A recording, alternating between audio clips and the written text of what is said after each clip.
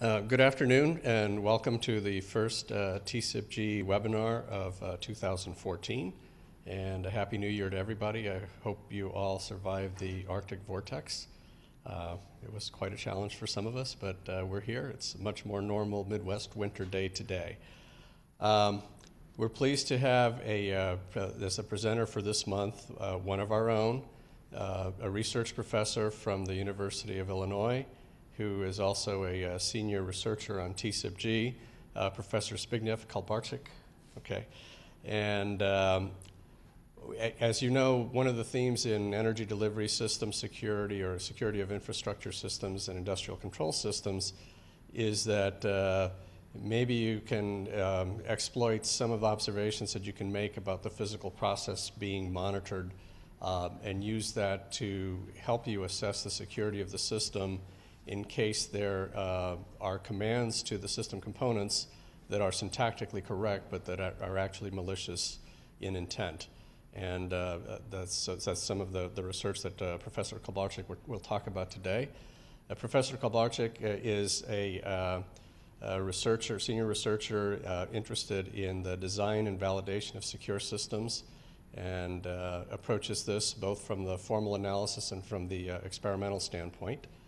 And without saying much more, I'll turn it over to Zbigniew. Okay, thank you.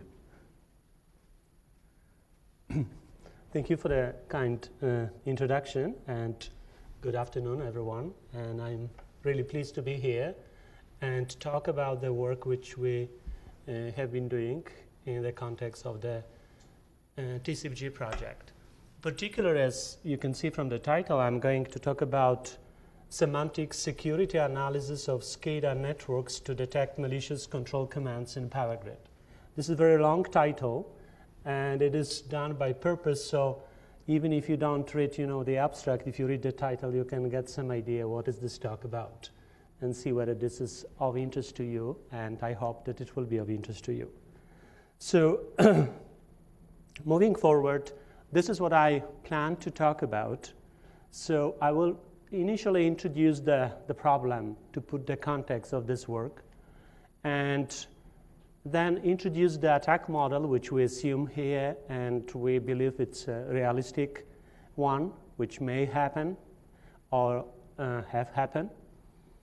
Then illustrate this by specific attack scenario, going through some basic steps the attacker has to go through to be able to accomplish the objectives.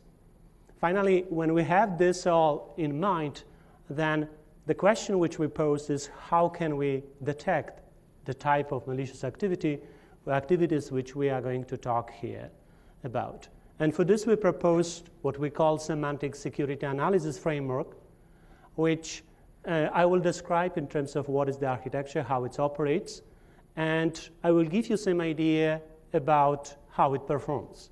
So there will be some numbers from the evaluation of this approach. And then I will conclude adding also some few words on what we are going to do in the future. And here I wanted to stress that if during my talk you have any burning questions, please feel free to stop me and I would be happy to answer as long as I know the answer, all right? If I don't know, the student who really did the work, he is here, he can help me. Okay, to put the work in the context of the power grid operations. So if we look in some sort of simplified picture of this complex critical infrastructure, we have pieces like power generation, transmission network, distribution network, household environment. It means our end users, right? And all of this, even at that level, in this very simple description, indicates that this is really complex infrastructure. And so there has to be a way, to manage this. Not only that everything is okay, it means when everything operates as intended, but particularly in the cases when something goes wrong, whether due to accidental events which happen, and which are unavoidable in this kind of environments, or due to malicious tampering with the system. at different levels and in different ways. And I put this magic word here, SCADA, to indicate the overarching mechanisms which we may have to manage, to control this complex system. And for this system to properly operate, you can guess very quickly there is need for exchange of information between different entities which we may have. And and if we have a lot of communication, if we increase the number of entry points to the system, we also increase the potential for malicious attackers to get access or easier access to this system. So what is SCADA? I mean, most of you know it is a supervisory control and data acquisition system. And in the sub-bullet, I have this very generic definition which says that it is responsible for monitoring and control of geographically distributed assets in industrial control systems. So it's a very generic term, and it doesn't mean that SCADA is only applicable in the context of the power grid, but also could be gas, oil pipelines, all this kind of industrial control environments. And to make this kind of control and management more efficient, more robust, that is secure and reliable, SCADA systems, current generation SCADA system, integrate proprietary communication protocols which run on top of IP-based network infrastructure. So if we know that IP-based networks are susceptible to errors due to accidental events and malicious activities in the system, if we use them in this kind of infrastructure, this infrastructure also becomes susceptible to this kind of events. So what is the challenge, right? If we look into this this kind of system, the challenge which we try to address, or we identify and then try to address, we call this control-related attacks, where we say if we have a sophisticated attacker, he or she can potentially exploit the vulnerabilities in the system and use maliciously crafted control commands to bring the system into unsafe or insecure state. So this is the challenge which we identify, and this is what we try to address. And address means we try to detect this kind of activities in the system and cope with them in a certain way. Remember that we are talking here about cyber-physical system. So we have a cyber site and we have a physical site. And to detect this kind of activities in the system, it is hard to do based solely on the state of the physical components, right? For instance, if we look into classical state estimation and continuous analysis methods, they usually are performed periodically and take into account small range of system changes, or let's say n-1 contingency are usually done.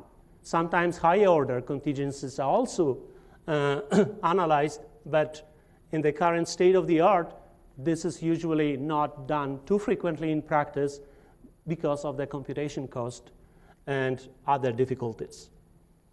And another problem is that the measurements can be compromised during network communication. When I say measurements here, what I mean is data which we get from the sensing devices, let's say in the substation, in the power substation. Could be voltages, currents, power usage, and etc. Right? This data may be compromised or manipulated by the attacker. And then if the control center gets this data and tries to conduct a state estimation using invalid inputs, the outcome could be also questionable. So it's not sufficient to look only on the state of the physical component. But also it is not sufficient to solely rely on the network activities. And this is when we mention again these malicious commands, right? The maliciously crafted commands, from the syntactic point of view, they look legal commands.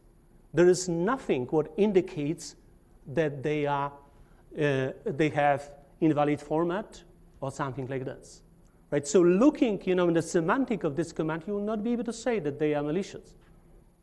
but they are crafted in a way and sent at the time when the system perhaps is most vulnerable, or in a they are designed in a way in which they can cause the major damage or the most possible damage to the system. So as I said, we have a cyber physical system, so why don't take advantage of both? Look into the state of the physical components as well as network activities, combine the two together, and try to infer or detect if something bad is happening in the system or something suspicious is going on. So this is the premise or core of our approach, right? I will spend some time on this because I wanted, I hope I conveyed my point. So now let's talk about what attack model we assume. And this is a very simplified picture of the system which we consider. So on the left-hand side, we have a control center. And the right-hand side, looking from you, we have a remote site, which could be a substation, which contains intelligent field devices, could be data aggregators, human-machine interface, and so on. Internal network within the substation connects these field devices to the actuators and sensors, which we use to get the measurements about the state of the system, and then use those to compute the actual state. And the control network, bidirectional, where from the left to right, we can send commands to the substation to reconfigure devices, to get data or measurements.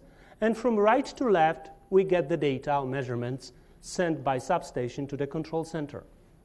So now the question which I want to answer using this picture is what assumptions we are making in terms of what do we trust in this system and what entities we do not trust. So we don't trust the intelligent devices. Computing devices in the control center, say they could be compromised, could be that you have an insider, which is perhaps one of the employees in the company, or it could be the external person who is able to steal the credential of the legitimate user of the system, log in or masquerade as a legitimate user, and then essentially become an insider. Intelligent devices in the substations, the attacker may penetrate these devices by installing, malware. For instance, by simple way that when let's say the engineer comes to this substation with his or her laptop and connects to the device to change the configuration, but unfortunately the laptop was compromised and the malware can propagate to the device in the substation. So we don't trust those devices and we don't trust the control network itself. So what do we trust really? What assumptions we are making? We trust the measurements coming from the sensors, directly from the sensors. Power usage, current, and voltage, which we obtain directly from the sensing devices. And you may say, yeah, is it valid assumption, right? And it is a good question, and we can argue or discuss this, but we believe from our experience and also based on other published research that to be able to compromise those measurements, you usually may need access to those devices, direct physical access. Further, these devices are usually not that intelligent in the sense that you can't install your own software. They are not able to run any code, usually. So to tamper with those devices, it's probably hard to achieve in practice. And this is what we base on our, this is our assumption. So this is what we trust. This is the only thing which we trust in this settings. So to summarize, the attack scenario which we consider assumes that the attacker can penetrate the intelligent components in the power system, the ones which I just talked about. And the second thing, we assume that the attacker can issue maliciously crafted control commands that can potentially put the system into unsafe or unsecure or insecure state. So these are the assumptions which we make about the attacks. And now let's go, having this basis or background, through an example attack scenario. So we start with, I will go briefly through the basic stages which we consider when we look into this kind of events. So first, the entry points to the system. The attacker could be an insider, which I already talked about, could be someone from the company, could be someone from outside who was able to steal the credential of the legitimate users, could be external person who used who exploit some of the vulnerabilities, let's say in the corporate network, and then from there get access to the control network. Can both of those entities or attackers may access the control center or the field devices. These are our access points to the system to penetrate. Then the attacker needs to prepare, do some work to figure out what actions and when should be applied so to achieve the attacker's objective. And this preparation can be done, offline. We know, for instance, that state estimation and contingency analysis algorithms are well known.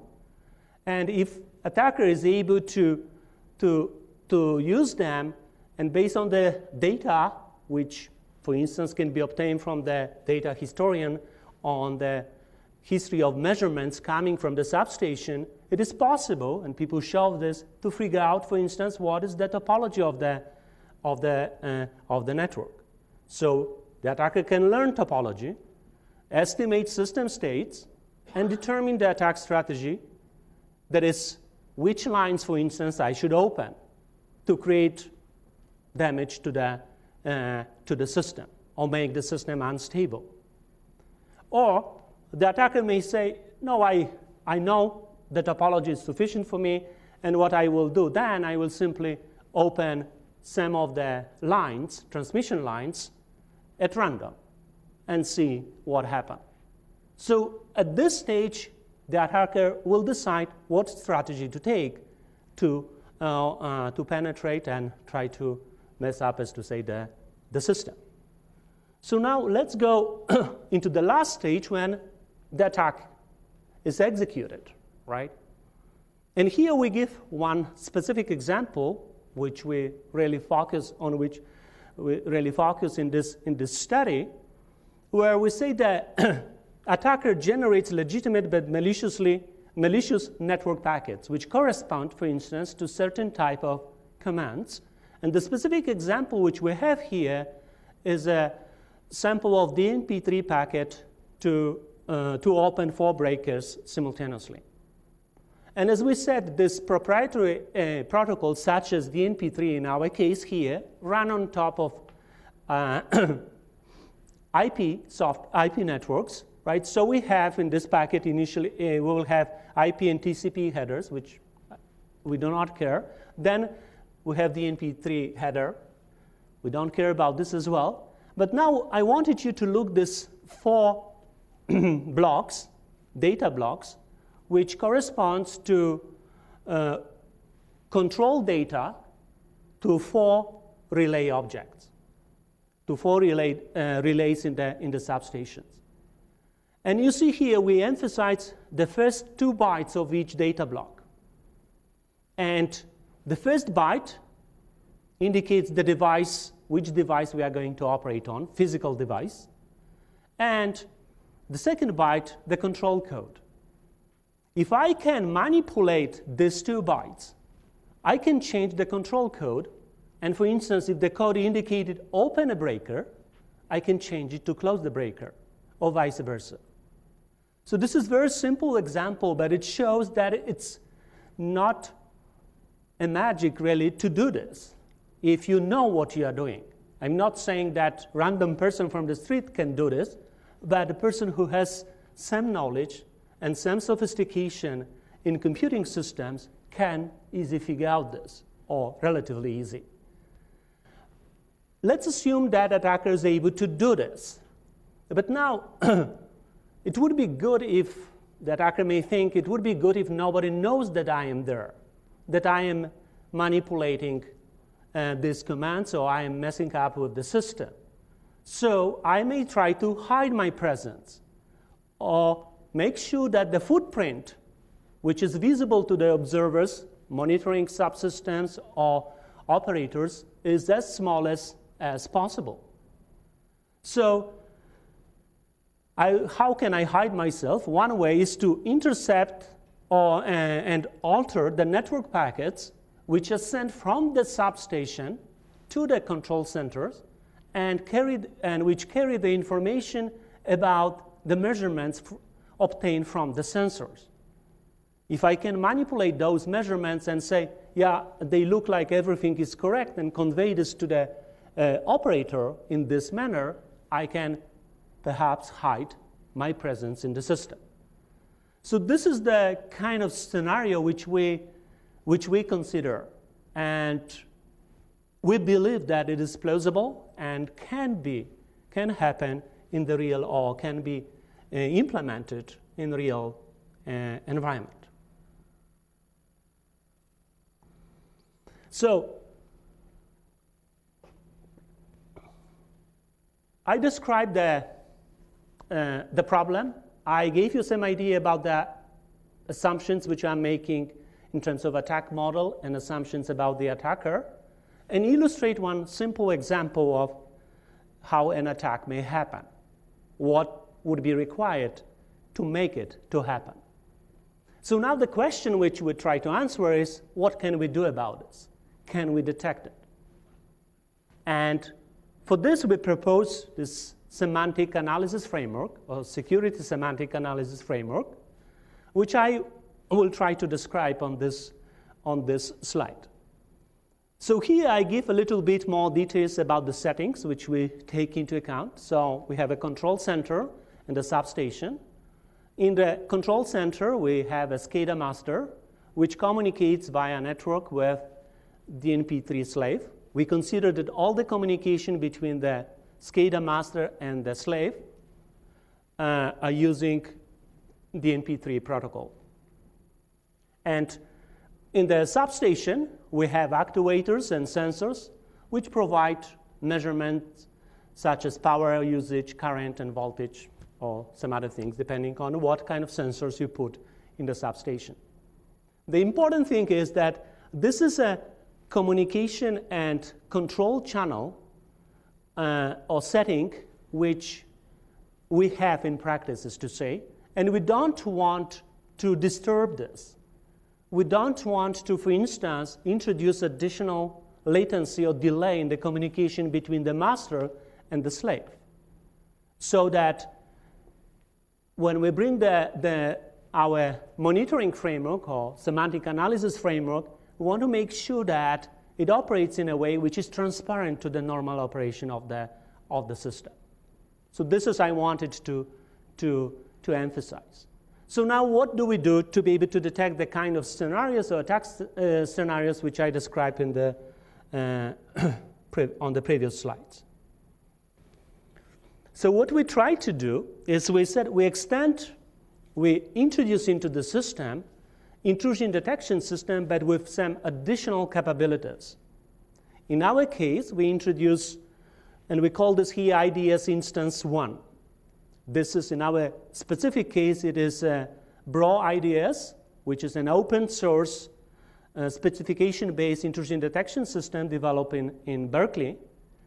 And we extended this tool set with additional capabilities, specifically adding the DNP3 Analyzer. What it means, we add piece of software which allow us to intercept the packets on the network, DNP3 packets, and then analyze them from point of view of the correctness or verify the semantics, first objective. And the second is to be able to extract the payload, extract other parameters from the packet, so to determine what command is going to be executed or is intended to be executed, and also what, for instance, data are conveyed from the, let's say, DNP3 slave to the or substation to the control center. This piece of software is integrated with the BRO IDS and operates as a integrated, application, you could say. And I'm not going to talk about the analyzer in this talk. If you are interested, I can provide you more information, or we can provide this information later on. So this is what is represented by the IDS instance 1. It intercepts the packets, extracts the payload from the packets, determines what command is going to be executed. And after this step, what I do, I said, I will do one more thing. I will trigger the execution of the state estimation and contingency analysis, which is illustrated by this another box on this figure. Why? I want to, based on the current measurements from the sensors, determine what will be the state of the system if I allow this particular command to execute. So I try to preemptively, or I try to predict what will be the state of the system. And if I see, according to certain metrics, that the system may be unstable or we put the system into an insecure state, I raise an alarm, and this is what you have here indicated by generated alerts. I want to emphasize that in this work for now, and what I'm going to describe today, we focus only on detecting presence of malicious activities in the system. The question which we do not address, and I'm not going to address really in this talk, is what do we do after we detect? What actions we take? How do we respond? And you may think it is trivial how to respond, but if you think deeper, it's not that trivial, all right? So for now, bear with me, we are talking about detecting presence of malicious activities in the system. So at this point, for conducting the state estimation and contingency analysis, I need commands issued to the remote site, so I mentioned this already, and the measurements obtained from sensors. But we said, yeah, I need these measurements from the sensors. But we said that, yeah, they are generated in the substation, and they have to be conveyed to the control center or to my softwares, to say, through this DNP3 slave in our picture and the network control network, which we do not trust. They could be manipulated. These measurements could be manipulated there, as well as the commands which IDS instance 1 gets from at the moment when the SCADA master sends also could be manipulated on the way to the substation, if the attacker is in all of these places or have control all over those places. So what we add another instant of IDS, but with very simple functionalities. It doesn't do any kind of complex state estimation or contingency analysis, but the only thing what it does is to verify or validate the integrity of the measurements and commands which are exchanged between the control center and substation via untrusted components which I mentioned early on. So this is the kind of points or data which this IDS instance 2 is getting and making, for instance, check whether the data which were generated in the substations are valid, whether they were not tampered, and whether the command which IDS instance 1C is the same as the command which really was sent to the substation, or it's something else. So this is the settings. Looks a little bit maybe complex, but really the activities which I describe are the computation which needs to happen. It's not something what is executed on a continuous basis. You only need to do the stuff such as state estimation and contingency analysis in this picture only when we have or we try to execute critical commands. And I will talk a little bit about what do we mean by the critical commands. But this is the architecture. This is how this stuff is supposed to operate. So the procedure to summarize to what I talk about, is to conduct this analysis and detection. We extract the parameters of control commands from SCADA networks, obtain trusted measurements, as I said, from sensors and substations, and then trigger the contingency analysis. Sounds simple, and it's not, in terms of what needs to be done, it's not that complicated. But of course, everything takes time, and you will see the measurements. And the last bullet which I have, we should be able to respond to detect intrusions. We don't talk about this here during this presentation, but to give you some hint, what could you do? You could ask, okay, if this command was issued, you computed that it's not safe to be really executed, we shouldn't allow it. Now there are two questions, or two approaches which you could think about. Could I postpone a command until I know whether this is safe to execute or not? Or can I reverse the command if the command has been executed and just, let's say, 100 milliseconds later, I realize, yeah, I should not allow this to happen. And these are valid questions to be asked, but the answers are not that straightforward. Depends on the system state, depends on what is happening in the system, depending from where the commands are coming, in response to what. And I will talk a little bit about this later towards the end of this presentation. And this bullet here I put again to emphasize that the analysis framework which we deploy in this environment do not impact the normal functioning of SCADA system. At least this is our objective. We do not introduce, at least at that point, additional delay in the communication between the SCADA and the substation. Okay, so I mentioned already earlier, I said that it's not that complex, it's not that computationally intensive. We don't have to execute this state estimation on each and every command, only on the critical commands. So here you have a few words about what is the critical command, right? So the IDS distinguishes the critical commands from non-critical ones, but the critical one, as I said here, is a command that can operate physical devices, which then subsequently can change the system state. And fortunately, in this kind of environment, where we use, let's say, DNP3 protocol, the number of unique commands is limited. They are very few. And moreover, among them, not all of them are critical. And here you have examples. We have this three generic types of commands: read, write, and execute.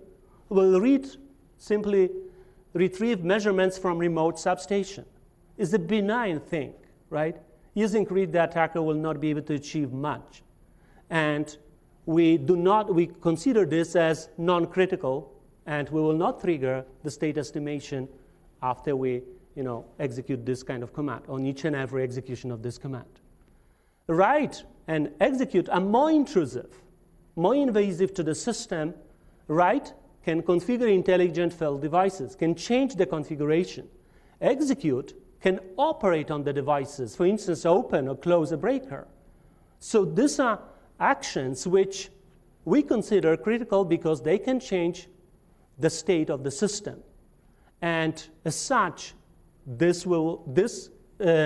when we see the command of this type to be executed, we will trigger the contingency and analysis and state estimation to predict what would be the state of the system if I allow a specific command to execute. So we wanted to see, it's not only to design this and say it works or it doesn't, but we wanted to measure something about this approach. So now the remaining part of this presentation, I'm going to talk about some results from initial evaluation of this approach. By no means it is final, it is fully completed. We are still working on different aspects of this architecture and algorithms which we are using. So we run this on the commodity hardware system with Linux operating system. So a few words about the testbed itself. The application software is we implemented SCADA master and DNP3 slave using open source DNP3 library. And the goal is here to produce a synthetic DNP3 network traffic, which we don't, because we don't have the real traffic, we are now currently obtaining the real DNP3 traffic, which will allow us more thorough study of this approach. And I will give you some more information about what is the mixture of different commands in this measurements. And the intrusion detection system is BRO-IDS, as I mentioned, with integrated DNP3 Analyzer to monitor the network traffic. And we use MatPower, an open source of MATLAB toolbox for power flow analysis. So the state estimation is done using this software. So the first thing which we evaluate, and this is what I'm going to talk about now, is what is the effect of malicious system changes. So if some malicious changes are happening to the system, what it will cause in terms of state, whether the system will be insecure or secure state. So the traffic which we generate includes the 3 types of commands which I mentioned, representing read, write, and execute command. And this includes also commands which are maliciously crafted or modified so that cause the changes which may bring the system into insecure state. And the specific measurements which I give you or present here relate to the IEEE 30 bus system. So this is how we generate the synthetic network traffic, the DNP3 traffic. And you see for the 3 commands, read, write, and execute in the first column. The brief description, these commands correspond to the activities given in the second column. For instance, read would correspond to the request to read static data and event data from the relays. Write, update the static configuration file corresponding to a given device.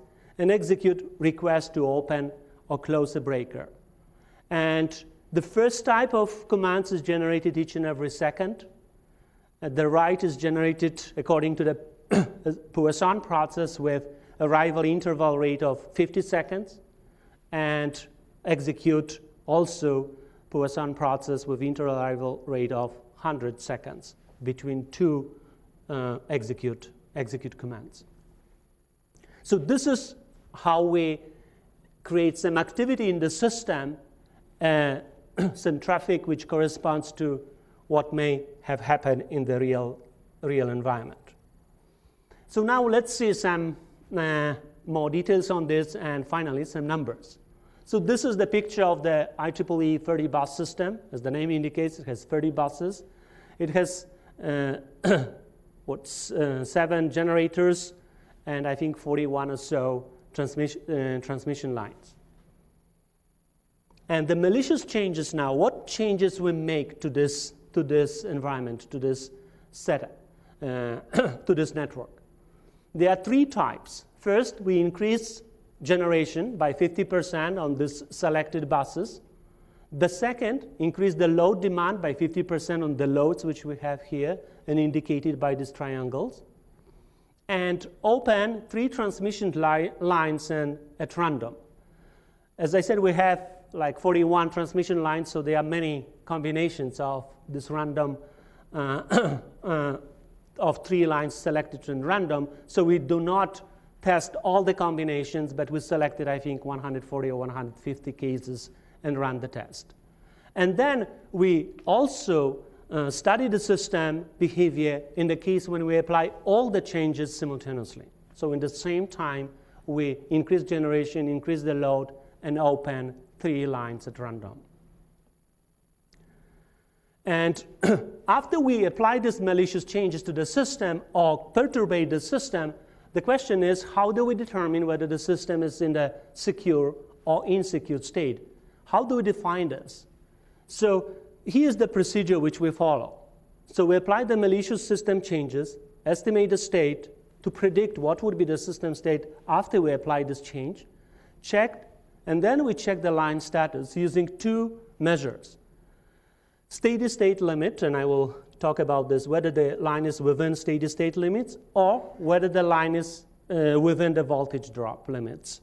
And in any case, when we exceed the thresholds for the two measures, we say the system is, or the line is in secure state.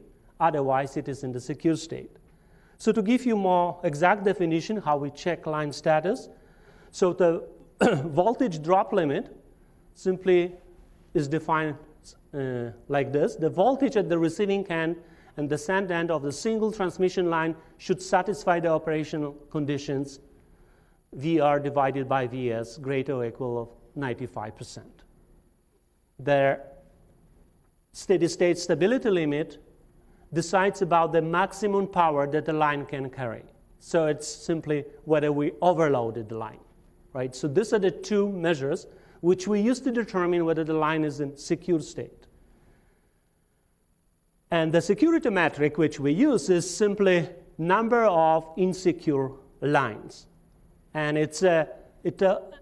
assumption is, or the intuition behind this metric is that more lines in insecure state, more likely the system will fail. It means we'll have, for instance, a blackout. And I will talk a little bit about this just in a second. So this is the way in which we set up the system, the way in which we generate the DNP3 traffic, and the way how we perturbate the system, and this is what metrics we use to characterize the behavior. So these are some of the numbers. On this graph, what I have on the x-axis are the types of system changes which we apply. So you have bars corresponding to increased generation, increased load demand, and line outage, right? 3 lines open at random, different cases, and then all of this system changes applied simultaneously at the same time, which are represented by the two bars to the left, to the right. And on the y-axis, we have a number of insecure lines. And as you can guess, or as expected, if we apply these coordinated changes, so we combine the 3 types of system changes, we get, up to 9 additional lines in insecure state, right? So in addition to these 3 lines randomly open, we get 9 more lines in insecure state. We evaluated this case further, and we concluded that in this case, this entire system will collapse. We would have a blackout. Nothing would work. And you may say, yeah, okay, but if you ask me now to make all the types of all system changes at the same time, but if I am an attacker and I do this, first of all, some of this may not be that easy to do using the command. For instance, how do you increase the generation using the command?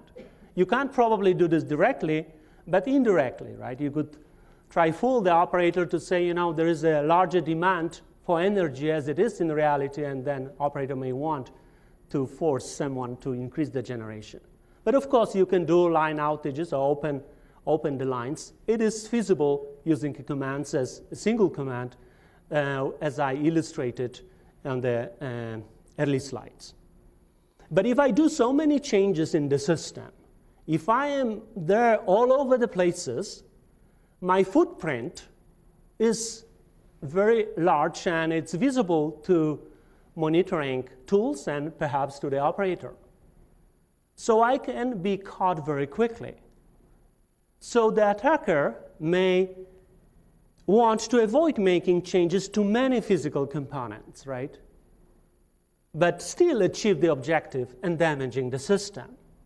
So how can we do this? So attack the system. One simple answer will be when the system is most vulnerable. For example, in presence of already high load demand. If the system already operates at the margins, right, opening additional lines in the system may easily lead to the blackout, right? So the attacker may play this game and hide his or her presence in the system for some time. And of course, I'm not pretending here that we have, as to say, final answer to all the questions. How easy is to implement all this in practice in the real system? How much time you would require to do this? How fast this can spread in the real system? But if we take analogy, for instance, if you look into Stuxnet was very complicated and very sophisticated malware and type of attack generated against the uranium enrichment systems in Iran. And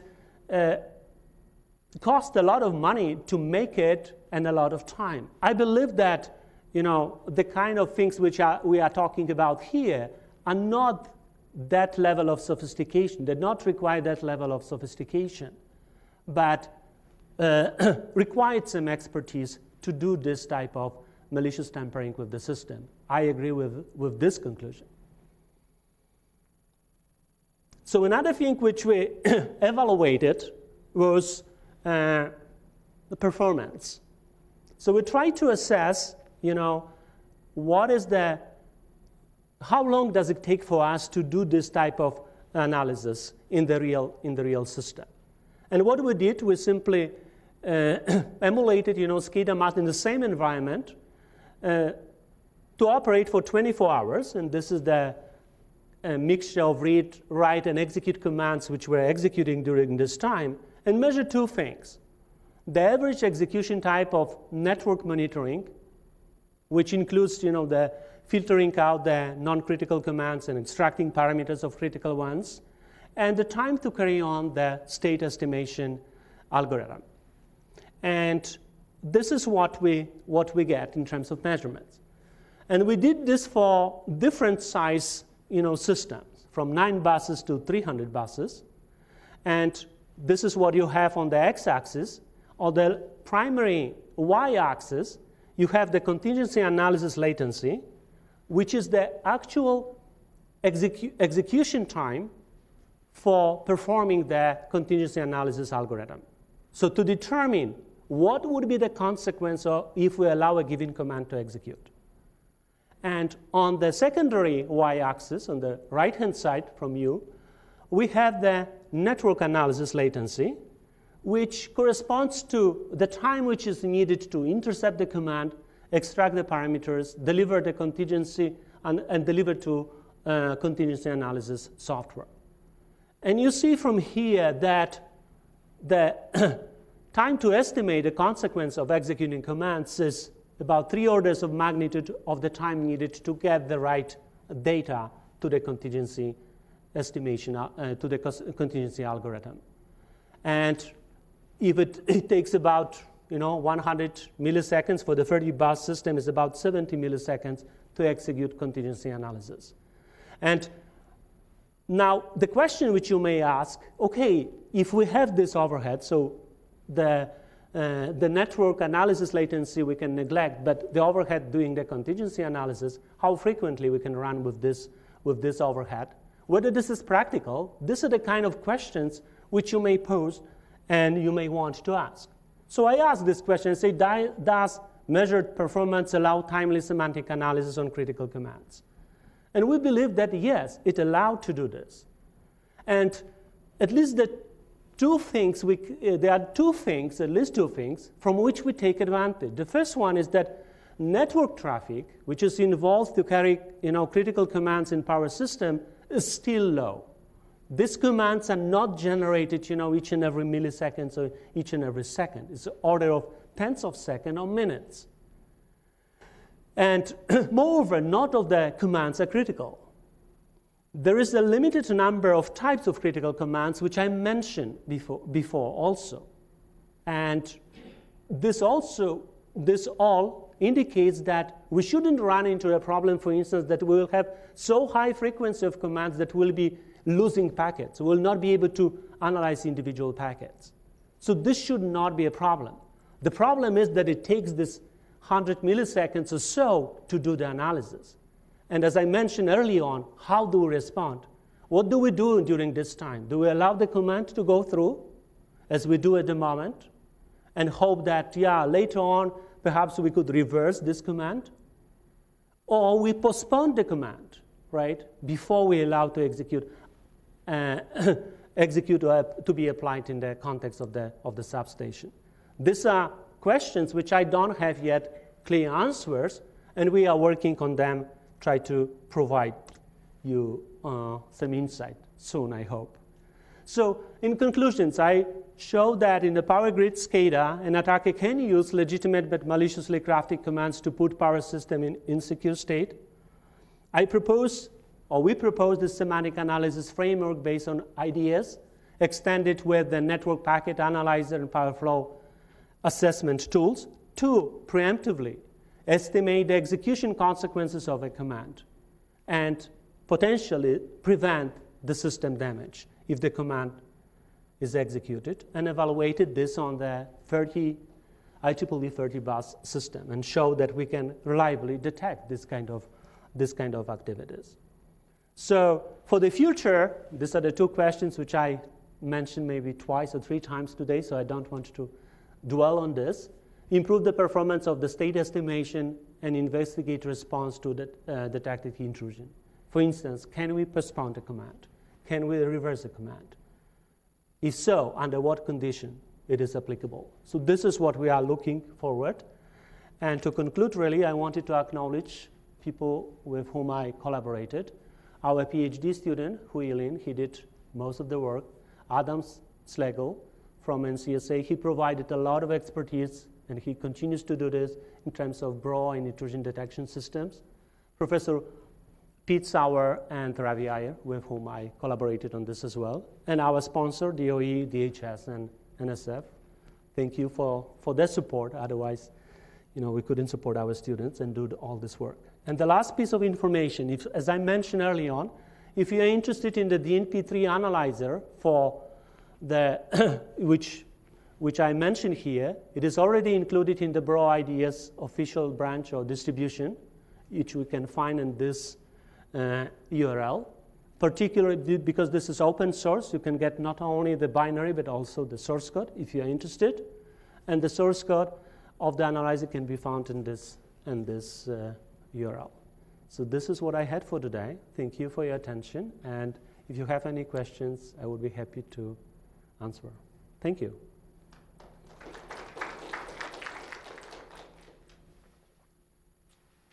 Hi, is this on?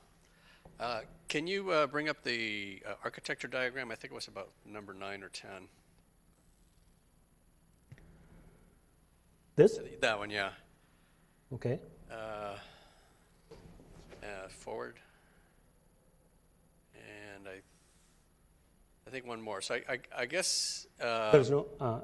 this is the next slide after that. Yeah, so you're ensuring the integrity that IDS instance 1 and IDS instance 2 are seeing the same command. For instance, yeah. And are seeing the same measurement. Correct. Okay. This is the only purpose of the IDS 2. Right, because otherwise then the attacker could falsify the measurements and you still think everything's fine. Correct. Okay. What do you think of a strategy where instead of a single slave, here we go into inversion programming. I don't know if I want to go here. But if you have one slave for control and one slave for measurements, and they're on diverse implementation. I mean, you could, definitely you could consider this kind of, we thought about, because we have this, the question which really I think is boiled down is, for instance, IDS instance 2, where are you running this, right? Where do you execute this? This could be what you are saying, It could be implemented in the form which you just mentioned. I agree on this. We didn't investigate this, but we thought that it could run on the device which is in the substation already. For instance, the data aggregators, these are commodity computers. I mean, they are running regular CPUs and commodity operating systems, right? As long as they have enough resources to run these different pieces of software, they are not, I think it is absolutely doable. And this is what we think about doing, to run on real devices, which we have in the TCIPG lab. We have data aggregators. We have actually software which corresponds to exactly to things like the DNP3 slave. Okay. And the other question, I guess, you may be under some agreements on this, but to what degree, can you say a little more about the real data that you're looking at and what you're hoping to find?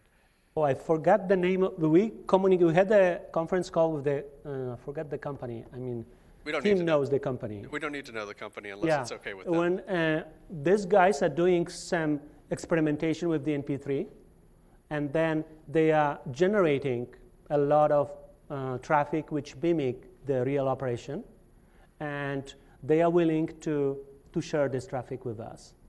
So then we could have many, run more realistic, inputs to the system, which includes not only the kind of commands which I mentioned, but also other things which are happening in this network as well, which are not of interest to us, or maybe are benign, maybe not, I don't know. So this is the kind of things which we hope to get from them, to be able to test this more thoroughly. Any other questions, comments? No? Anything online? Yeah, go ahead.